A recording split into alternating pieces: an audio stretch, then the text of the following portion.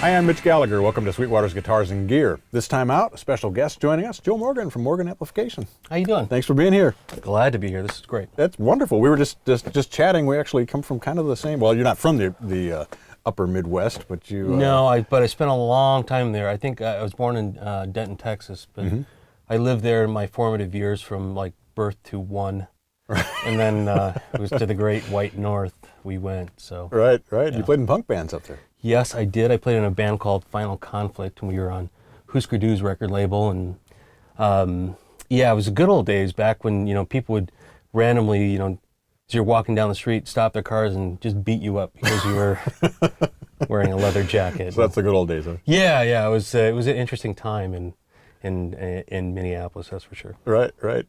I wasn't quite in that world. I was doing more top 40 kind of a cover band kind of a thing. Yeah, that's where it was safe. So it was a little safer. Yeah. Oh, and you got paid. That was the other part about sometimes, top 40. Yeah. Occasionally, yeah. Sometimes. Not very much, but. Most money we ever made was at there was a strip club in Minneapolis that had a bar above it that would have shows. It's called Goofy's Upper Deck. And our popularity in the city was pretty good, and we had a few hundred people there, and we were like headlining the show. The band that was playing before us, the angst-ridden lead singer felt the need to throw a chair out the green room window, and it landed at the feet of the bouncers that were running the strip club down below. So they came upstairs and said, "Okay, that's it. We're pulling the plug." And we're like, "We haven't played a song yet. We're about to start. If we don't play, this is going to be a mess." And they said, "Okay, you can play one song." So we played, our most popular song. Everybody went crazy, went into the second song, and they literally pulled the plug. Wow. Yeah. Somebody had a canister smoke bomb. I mean, it was the early 80s and it was punk rock. Right. They lit it off in this bar. The place started filling up with smoke. The kids rioted. They pulled down the PA system. They were breaking the sinks out of the bathrooms. Wow. 12 cop cars showed up. Somebody said, no one cop's going to stop all us kids, and he got hit first, and it was just a giant melee. But most money we ever made because my little brother jumped over the bar, grabbed the cash register out of the till, shoved it up under his jacket. We ran out the side door to the travel wall that we had all of our stuff in. I had my Les Paul with me, didn't have the case. My amps and all the other stuff were up there. Right. I mean, but yeah, that was big payday. Yeah, I think it was like $500. Nice. Yeah, nice. Huge money. So how does one go from being a punk rock guitarist to making amplifiers? Well, I went to school and I wanted to be a recording engineer, and they kept telling me that I'd never ever make any money as a recording engineer. So after logging in about 1,000 hours, I was changed my major and became an electrical engineer, and went to it was the early 80s, so I got picked up by Rockwell International in California. I knew I didn't want to live in Minnesota anymore. Winter of '83 was the worst winter ever. It's like I never want to shovel snow again, ever, right? So I moved out to California in '84 as an electrical engineer and worked at Rockwell on the first generation of GPS satellites. And that was interesting. And it's one of those things where, you think you're going to change the world and do all the stuff and like design things, and the reality is you're going to sit in a lot of meetings and drink a lot of coffee. So after about 5 years of doing that, I was done. I had stopped playing guitar. I just was, enjoying life in Southern California. I met my wife, and then, found God and ended up going to church, and at a Bible study at a church, I picked up an acoustic guitar and started playing. And somebody said, "Oh, you can play guitar." I said, "Yeah, I used to in a different life." And they said, "Well, you should play on our worship team." So, all right, great. So I went out and bought an electric guitar, an ESP LTD like a Kirk Hammett had, which is perfect for church. Floyd, and I bought a Galen Kruger Backline 250, which is one of the greatest amps of all time. And I was playing at church, but I was, trying to get better with my chops, and I was watching Allman Brothers VHS. VHS is what we used to have before there were DVDs, and DVDs are, what we have before we started downloading everything. So all you young kids, you ask your parents about VHS. So putting the VHS, watching the Allman Brothers, and I'm like, I can't get there from here. Total disconnect. So I went to my mom and pop music store. This is why music stores are important. And this old guy, Jesse, he was in his 70s, and he had toured around, had been a guitar tech, and he smelled like rock and roll. So I said, Jesse, I can't get here. And I showed him the VHS, and he's like, yeah. And he smiled, and he grabbed a Les Paul off the wall and took me into the back room where they had an old Marshall on a 4x12, turned everything up to 10, and had me play through it. And I was like, oh, right? It was an epiphany for me that I needed to have the right gear so that I could achieve the things that I wanted to achieve. Sure. The ESP and the Galen Kruger were fine, but they weren't going to get what I wanted out of them. It wasn't. I needed to, find that path. So for the next, probably 5 years, I bought and sold probably about 500 guitar amps. Wow. Yeah, the economy was good. I could put them on my American Express card. So I was doing about 25 grand worth of amps a month. And, I'd buy them and I'd sell them. Sometimes I'd make $100, sometimes I'd lose $100, but it worked out. Right. But I was able to buy everything. Vintage, new, whatever, some of the, like a $3,500 amp, and then from the same company, a $10,000 amp. And they both had the similar features. And I was like, well, what's the difference? Is this one going to sound so much better than this one? Right. Right? And it didn't. And then I'm like, okay, is it tubes? No. And I start looking at circuits, and I'm like, no, they're basically the same circuit, same parts. Why is this thing $10,000? And it didn't make any sense to me at all. So I'm like, okay, I'm going to start building some stuff for fun. My wife was working Friday and Saturday nights as a banquet server, and our kids were young, so they were in bed by 8:30, and I just needed a hobby. So I started putting stuff together and started building some amps and having fun with it. And then I'd sell them and just to pay for more parts and build something else. And I built probably, 25 amps under a different moniker. And if you ever see these out there, they were JMIs. Now, JMI was the parent company of Vox back in the day. Right. And every Vox had a JMI product on it. It was 3 slanted rectangles. So after a few glasses of wine, on the interwebs, and JMIamps.com hadn't been taken. So I bought it. And then I looked up that 3 slanted rectangle logo and found that Music Ground in the UK owned the rights to that. So I'm like, okay, I can't use that. So I made 3 slanted ovals. Totally different. Sure. But I was just doing it for fun, making some amps and, passing them on. Friends would buy them or whatever. And then it got to the point where I was getting phone calls from people I didn't know, and people were asking, hey, can you do this? Hey, can you do that? And a friend of mine said, well, you should start an amp company. All right. Now I'm a plastics broker. I'm making a buttload of cash. I mean, I'm doing well. I see my boss once a year, expense accounts, cars. Like, why would I start an amp company? That's just foolish. Right. Right. How to make $1 million in the amp business. Start with 5. But I told him, I'm not going to do that. But if I did, there's a guy, another amp company, I want his cabinet guy. Because his cabinets were the best I'd ever heard.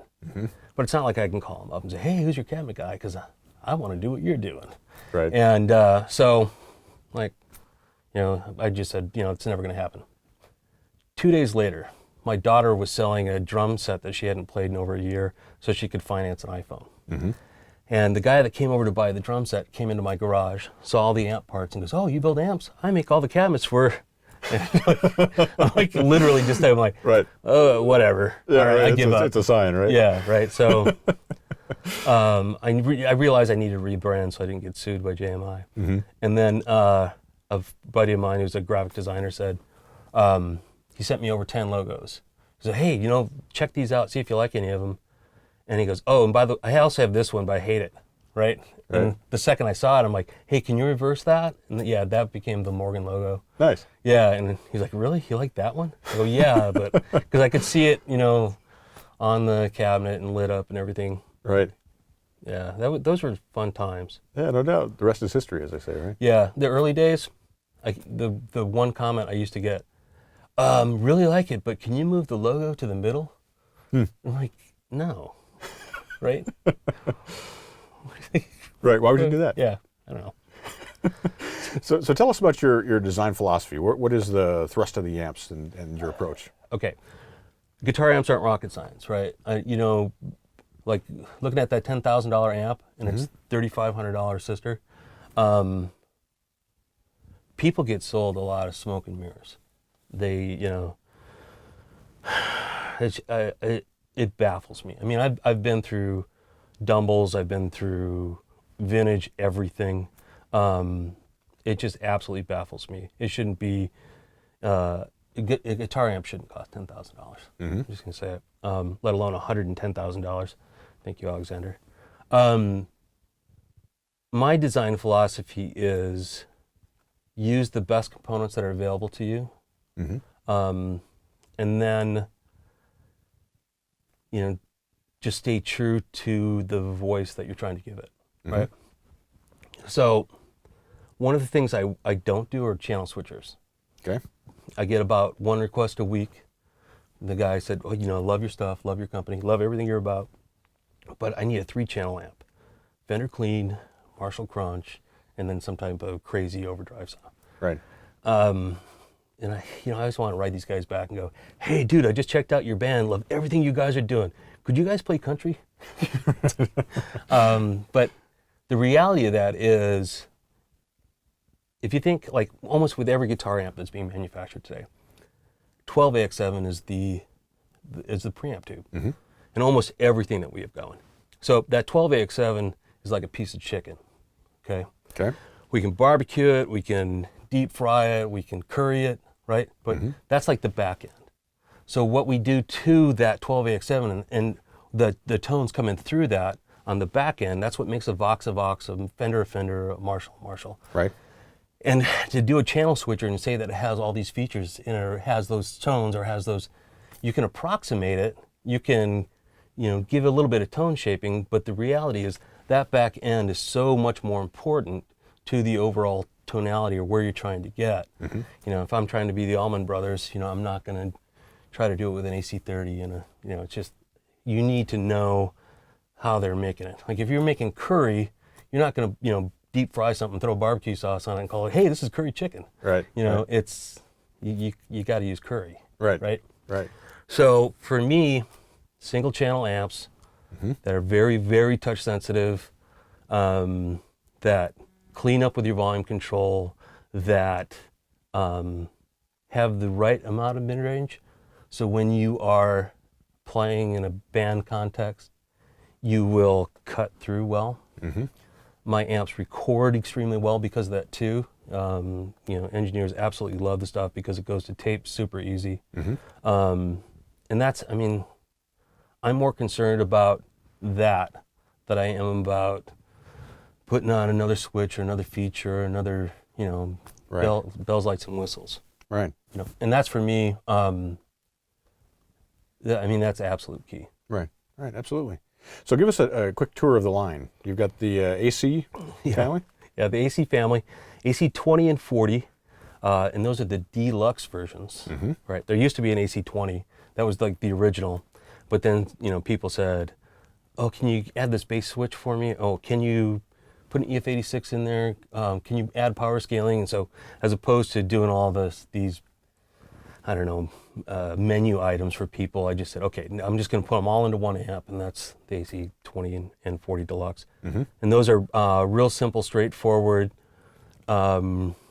normal channel, brilliant channel, EF86 channel, like of the old school original Voxes, and with some added features so that you can get rid of the bright switch if it's interfering with your overdrive pedals. You can cut the bass on it if you're playing and you want to reduce some of the woofiness from humbuckers, or and then also with the power level control, you can scale the amps. Like on the 20 watt, you go from 20 watts down to a quarter. Right. And on the 40 watt, you can go from 40 watts down to a half a watt. Right. So when the sound guy looks at you and says, hey, can you turn down? If you need more, we'll give it to you at your monitors, which never happens. Sound guys are great. You can get to the level that they need without affecting your overall tone, the way it works with your pedal board, the way it works with your guitar. Everything feels and plays the same. You're just making somebody happy that you can't see on the other side of the room. Volume-wise, right. But that's different than a master volume. Totally different than a master volume. A master volume is, if you think of it like looking through a telescope, right?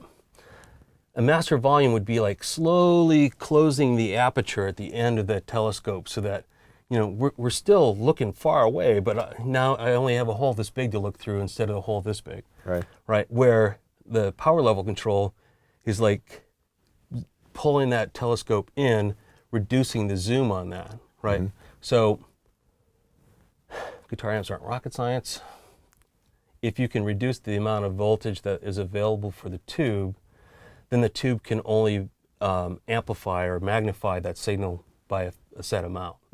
So, and that's where everything stays the same, all the relationships stay the same, but we're just putting out 1/4 of a watt instead of 20. Right. Right, and a commensurate volume drop. Yeah, like a lot of times with master volume amps, if you turn your master volume down, your entire pedal board behaves differently. Now you're moving all your gain levels and everything behaves differently at that point. And with the power level, you don't have any of those issues. Right. Now, I only have that power level control on my AC style amps, and that's because it works great with a small bottle Class A tube that has a certain level of compression already with it. Okay. But on big bottle tubes, it just does not sound as good. So yeah, I feel like it's a compromise, so I don't offer it. Right, right. So then you have the SW amps. The SW amps, yes. The SW amps were, they have an interesting story. The SW stands for a guy named Scott White, who's a good friend of mine. And Scott was the original, in the original Mighty Ducks, he was the evil villain hockey guy at the end of the shootout. So he does a lot of acting and voiceover work. But he has some nice amplifiers. And one of those was a 1974 small special Dumble that he bought for $35,000. Wow. Yeah, right?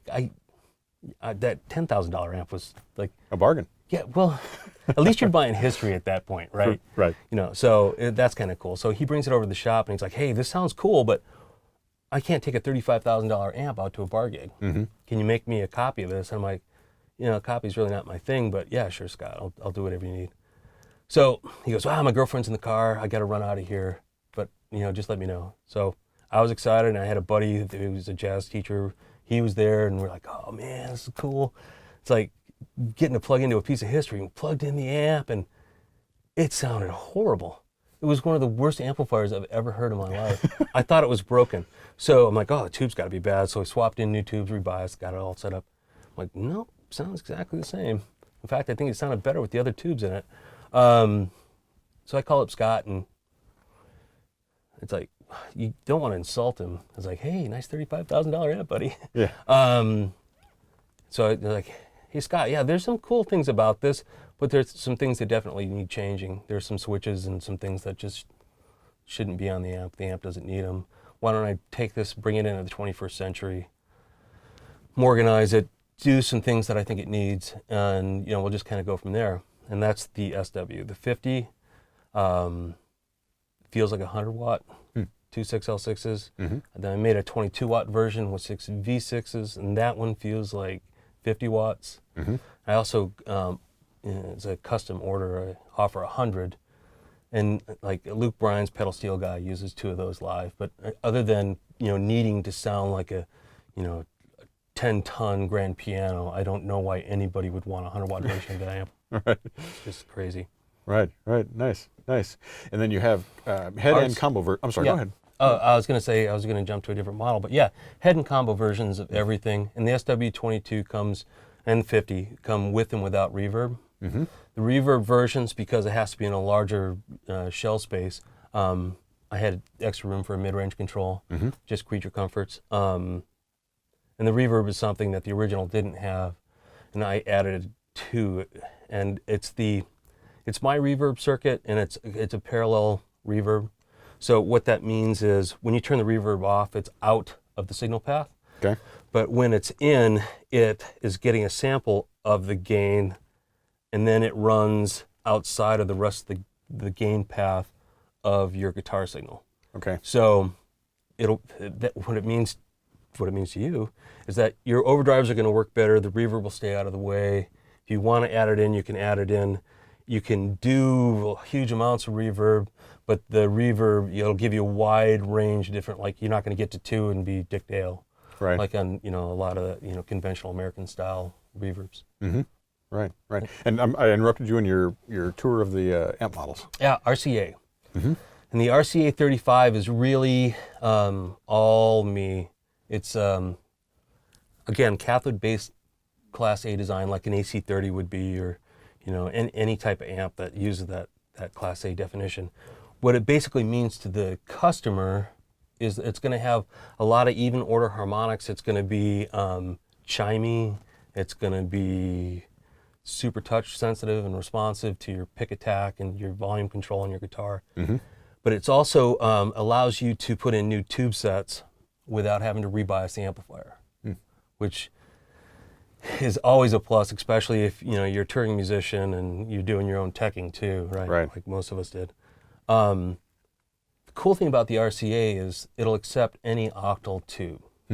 So it ships with 6 L6s, but you can put 6 V6s in it, KT66s, KT77s, EL34s, 6 CA7s.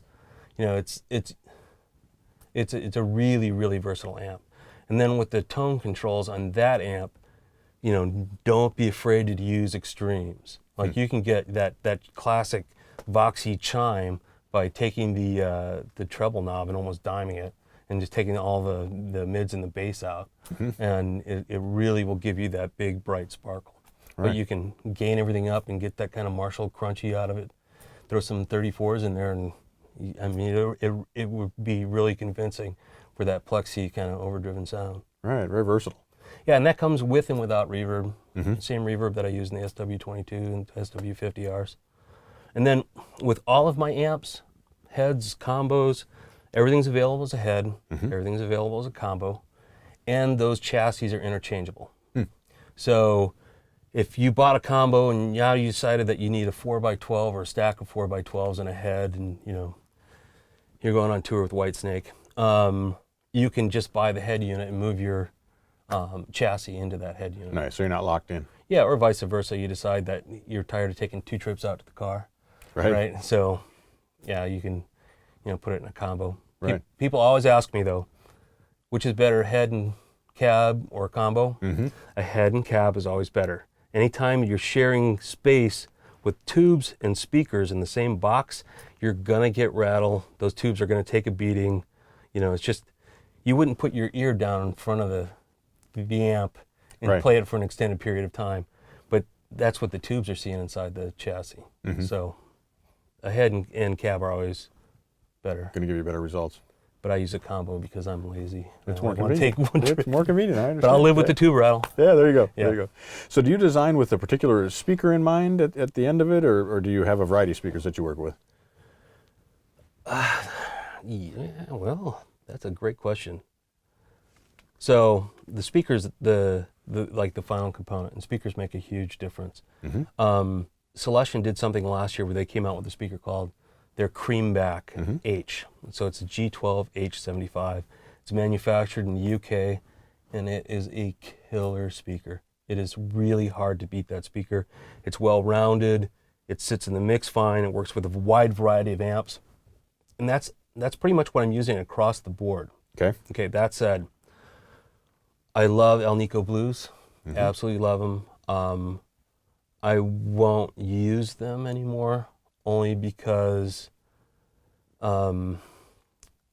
invariably the guy that's leaving his amp at church, and he leaves his 15-watt Alnico Blue in a cabinet, and then the next guitar player comes in with his 100-watt head and throws it on there, and sounded great for a minute. Right?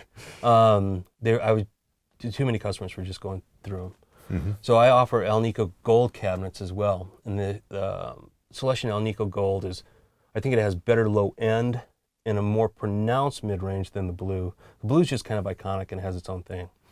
This year at NAMM, Celestion introduced a creamback El Nico that sounds almost identical to the Blue. I'm waiting for those to arrive. I think that speaker will be phenomenal. But yeah, G12H75, the new creamback. Mm-hmm. The Celestion Gold's great. Alessandro by Eminence. I think that was probably my favorite product of last year. That particular speaker is phenomenal. But I mean, I could talk about speakers for another couple of hours. It's a huge part of the equation, isn't it? Yeah, it really is, and it's also it's a real personal preference thing too. Mm-hmm. Like some guys swear by vintage 30s, and I could never hear a vintage 30 again and be happy. But one of my favorite guitar players of all time uses them and sounds phenomenal through it. Right.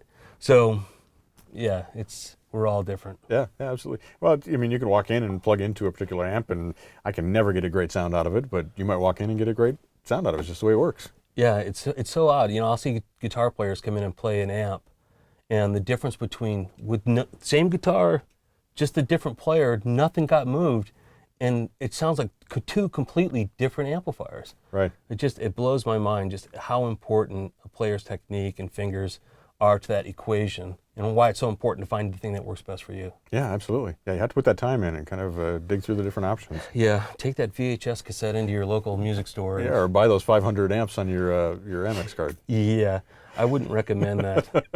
I think what finally killed it for me, and I hope my wife never sees this, is that I ended up with a $17,000 bill one month because the stuff didn't sell fast enough, and I'm like, ouch. Yeah.